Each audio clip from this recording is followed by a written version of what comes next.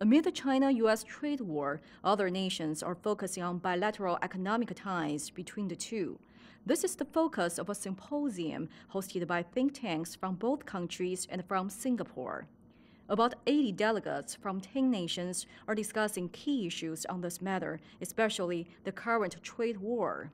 Singapore's Emeritus Senior Minister Goh Chok Tong spoke at the opening ceremony of the event.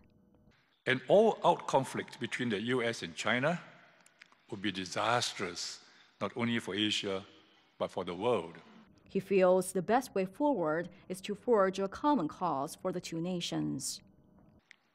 To borrow a term from Danny Quah of the Lee Kuan Yew School of Public Policy, our common cause is to get the U.S. and China to play a positive sum game and not a zero-sum game.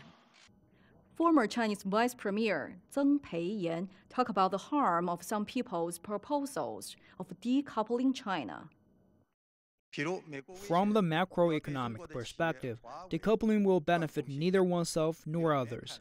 It will lead to a man-made breakdown of the global value chain. It doesn't comply with the trends or features of the era of the digital economy and damages the global supply of public goods. Zheng says China and the U.S. both enjoy important positions in the global supply chain, industrial chain, and the value chain. If one forcibly gets out of the systems, they will hurt the other as well as itself. For instance, the U.S. threatens to cut off the supply of chips to Huawei. It seems like a blow only to Huawei, but actually it has gravely undermined American companies, such as Qualcomm, Broadcom, and Intel, which supply chips to Huawei. Zheng says China doesn't intend to challenge the U.S. Neither does it want to take the place of the U.S. The U.S. can't control China, nor can it stop China's development.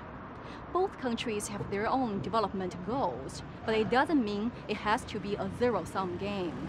Instead, both countries can complement and reinforce one another. Wang Hui, CGTN, Singapore.